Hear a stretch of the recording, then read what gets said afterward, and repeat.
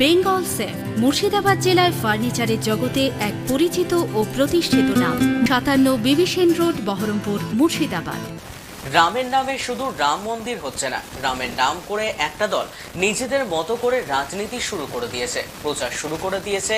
লোকসভা ভোটের আগে ঘরে ঘরে রাম নাম পৌঁছে দেওয়ার পেছনে রয়েছে রাজনীতি। শনিবার বহরমপুরে কেন্দ্র সরকারকে নিশানা করে এভাবে আক্রমণ করলেন প্রদেশ কংগ্রেসের সভাপতি অধীর রঞ্জন চৌধুরী। চিনি না, রামকে আমরা যুগ যুগ ধরে চিনি, জানি, আমাদের এটা আস্থার ব্যাপার।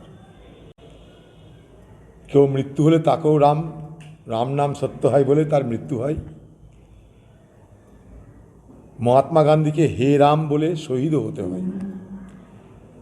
এখন ব্যাপার হচ্ছে যে রাম মন্দির নির্মাণ হচ্ছে সুপ্রিম কোর্টের ফয়সলা বা সিদ্ধান্ত নেওয়ার পর, তাতে কারও কোনো আপত্তি নেই। কিন্তু সবাই আমরা এটা বুঝতে পারছি যে রামের নামে শুধু রাম মন্দির নয়, রাম মন্দিরকে সামনে রেখে কিন্তু একটা রাজনৈতিক দল তার মতন করে প্রচার করতে নেমে গেছে ময়দানে। এটা কিন্তু আমরা সবাই দেখতে পাচ্ছি। রাম মন্দির এক জিনিস, আর রাম মন্দিরের নামে রাজনৈতিক প্রচার আরেক জিনিস। দুটোর মধ্যে মিশ্রণ হলে রাম মন্দির তার যে মাহাত্ম্য সেটা কিছুটা খাটো হয় বলে আমার একটা ব্যক্তিগত অনুভূতি, এটা ব্যক্তিগত মতামত।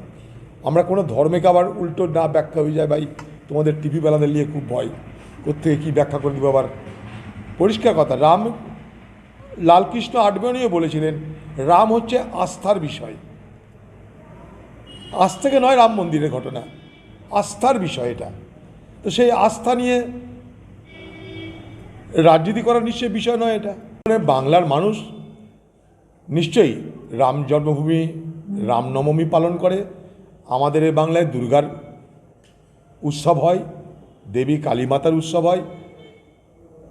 তো স্বাভাবিকভাবেই বাংলার মানুষের মধ্যে ধর্মের মানসিকতা তার অন্তরের মধ্যে সমাহিত আছে। ঘরে ঘরে হঠাৎ করে বিজেপি রামকে পৌঁছে দেওয়ার যে গল্প, সেই গল্পের মধ্যে রাজনীতি আর ভোটের গল্প তো আছেই।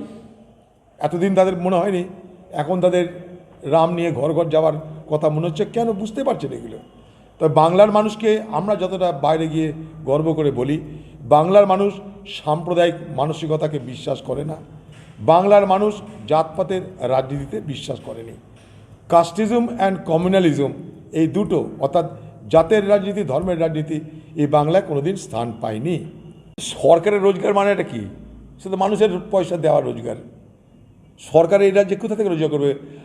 আমি কয়েকদিন আগে ভারতবর্ষের পার্লামেন্টে প্রশ্ন তুলেছিলাম যে আপনারা হয়তো অনেকে জানেন না, এই ভারতবর্ষে যারা বড় বড় পুঁজিপতি তারা আজকে দেশ ছেড়ে চলে যাচ্ছে, যাদের বলে নেটওয়ার্থ ইন্ডাস্ট্রিয়ালিস্ট, তারা দেশ ছেড়ে চলে যাচ্ছে। এই দেশে বাণিজ্য করতে চাইছে না তারা।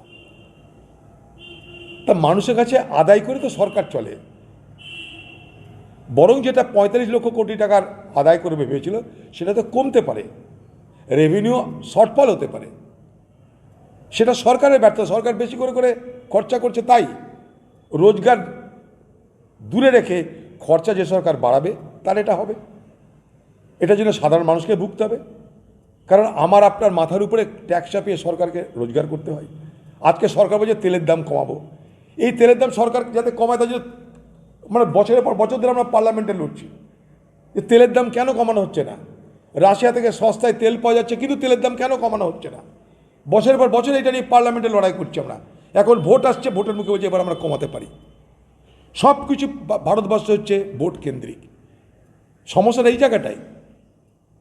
যদি ভোট কেন্দ্রিক সব কিছু হয়, ভোটে জেতার জন্য যদি বাজেটের ওঠানামা হয়, মানুষের ভালো মন্দ ভাগ্যর ওঠানামা হয়, এর থেকে দুর্ভাগ্যের কিছু না। কারণ প্রতিদিন তো ভোট হবে না, ভোট হয়ে গেলে আবার দর বাড়িয়ে দেবো, ভোট এলে দর কমিয়ে দেবো। তো মজার ব্যাপার, জোয়ার ভাটার ব্যাপার সমুদ্রের। বেঙ্গল সেফ মুর্শিদাবাদ জেলায় ফার্নিচারের জগতে এক পরিচিত ও প্রতিষ্ঠিত নাম। মনের ভাবনাগুলো প্রকাশ পেল, ঘর সাজাতে ইচ্ছে হলো, রকমারি আসবাব আছে একসাথে, চলো ঘর সাজাই বেঙ্গল সেফের সাথে, বেঙ্গল সেফের সাথে।